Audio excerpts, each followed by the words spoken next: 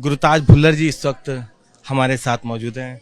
भुल्लर साहब, इतना दुखद इंसिडेंट कल हुआ क्या था कि अचानक से पुलिस घर के अंदर दाखिल हो गई? ऐसा था भाई साहब, ये कल 6-6:30 बजे के करीब 10-12 लोग हाथ में वेपन पड़ लिए हुए हैं और कोई यूनिफॉर्म नहीं है, कोई पुलिस की वर्दी नहीं है, किसी गाड़ी पे नहीं लिखा हुआ, सीधा ऊपर पहुंच गए।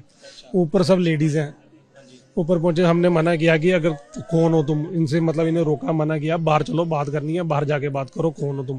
कह रहे हम मुरादाबाद से हैं। हमने कहा मुरादाबाद से हो? कौन? कह रहे मुरादाबाद पुलिस है। मैंने कहा अगर मुरादाबाद पुलिस हो तो हमारी कुंडे थाने की पुलिस लेके आते, हमारी उधम सिंह नगर की पुलिस को एसएसपी को इतला करते कि हम आ रहे हैं वहाँ पे। और मैं कहा तुम सीधे मुंह उठा के आ जाएगा, हम जनप्रतिनिधि हैं, दोनों तरफ हमारी सरकार है और हमारे, अगर तुम ऐसे कैसे तुम घर पे आ सकते हो? तो उनसे जब वार्तालाप की ऊपर, तो उनसे बात चलती रही, तो वो 4-5 लोग मेरे साथ बात करते करते नीचे आ गए। मैंने कहा जा तो लेडीज पुलिस लेके आओ अगर तुम्हें वो। मैंने कहा आए किस वजह से? उन्होंने कहा कोई जफर है। मैंने कहा जफर की वजह से आए हो? तो जफर, हमारा कोई उससे इतना ज्यादा कोई लिंक नहीं है जफर के साथ। जफर हमारे पास सिर्फ हमारे कॉन्टेक्ट में आया क्योंकि जफर के भाई का साला जसपुर रहता है, वो बीटीसी मेंबर है, हम प्रमुख हैं, ब्लॉक प्रमुख हैं। पुलिस तो कह रही थी कि ड्राइवर था आपके यहाँ। न, हमारे यहाँ कोई ड्राइवर नहीं, उसकी खुद की 5-6 गाड़ियां, वो मेरे यहाँ ड्राइवरी क्या करेगा? तो जब वो अपने साले को लेके यहाँ पे आया, उसका भाई का साला था, वो लेके, उन्होंने कहा प्रमुख साहब हमारे साथ ठाकुर द्वारा पुलिस नाजायज कर रही है। मेरे साथ कोई घटना नहीं हुई, मैं मौके पे भी नहीं था, मेरी कोई गाड़ी भी नहीं थी, लेकिन मेरे पे मुकदमा लगा दिया। आप सरकार से जुड़े हुए हो, हमारी मदद करो। मैं 10-12 दिन पहले ठाकुर द्वारा गया। ठाकुर द्वारा इंस्पेक्टर साहब का मेरे को फोन आता, व्हाट्सअप कॉल ले आती हैं कि आप प्रमुख साहब ये काम करा दो, इनका बिठा के हमारी बातचीत करा दो इनके साथ। मैं ठाकुर द्वारा गया, धामा लड़का है, एक इंस्पेक्टर है वहाँ पे, उन दोनों से मेरी मुलाकात हुई। उनके फ़ोन में, मेरे फ़ोन में उनकी पूरी कॉलें हैं। तो मैं उनसे बात करके आया, उन्होंने कहा कोई बात नहीं है, हम बैठ के कर लेते हैं। मैंने कहा अगर तो इसकी गलती है तो इसे सजा दो, अगर ये नाजायज है तो इसके साथ नाजायज मत करो, हम तो इसलिए आए हैं। तो उन्होंने कहा ठीक है प्रमुख साहब। उसके बाद मेरी आईटीसी थी, मैं 9 दिन के लिए आईटीसी में चला गया संघ की। उसके बाद मैं आया तो मुझे दिल्ली भेज दिया गया। तो मैं दिल्ली से शाम को 20 मिनट पहले आया था, तो 20 मिनट बाद ही ये घटना हो जाती है। और उसके बाद जब हम बात करते करते नीचे आए हैं, तो नीचे आने के बाद जब हमने, ऊपर से आवाज आती है भाभी की कि दीदी को गोली मार दी। जब उनसे नीचे बात चल रही है तो उनका मतलब क्या था ऊपर? और अगर वो पुलिस वाले तो थे ही नहीं, अगर पुलिस वाले नहीं थे वो गुंडे थे।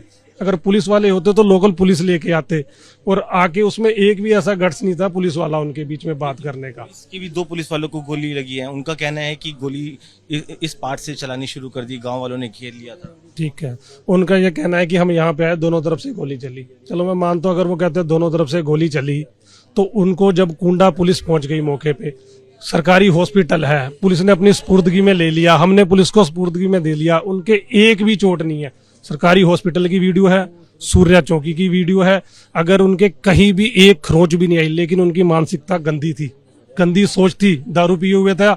उन्हें ये डर था कि उत्तराखंड पुलिस हमारा मेडिकल ना करवाए, तो उन्होंने यहाँ से भागना अच्छा समझा और भागे। सूर्या चौकी है हमारी, वहां पे हमारी उत्तराखंड पुलिस ने रोकना चाहा, लेकिन उन्होंने वहां पे पुलिस से बदतमीजी की और जाने के बाद उनकी वर्दी फाड़ी पुलिस की और वहां से भाग गए। जाने के बाद उन्होंने, एसएसपी साहब का दावा है कि जी हमें हॉस्टेज बना लिया था 40-45 मिनट तक लोगों ने। मैं बताता हूँ, मेरे घर में 8 लोग हैं, जिसमें से 4 बुजुर्ग हैं और 4-5 2-3 लेडीज हैं, तो 3 लोग हम घर पे थे। उन 11-12 एसओजी वालों को अगर हम बंदी बना लेंगे तो वो एसओजी होने पे उन पे कलंक है। यानी कि गांव वाले एसओजी वाले हैं, यानी कि गांव वाले या फिर और आपके किसी रिश्तेदारों ने नहीं मैं किया? बताता हूँ, गांव वाले तब पहुंचे हैं जब उसके गोली लग गई। गोली लगने के बाद जब ऊपर शोर हुआ तो फिर गांव वाले बाजी। हमने 4 जानों को मौके पे पकड़ लिया, उनके वाइपन, उन्हें, उनकी गाड़ी यहाँ रह गई, एक स्कॉर्पियो गाड़ी लेके वो भाग गए।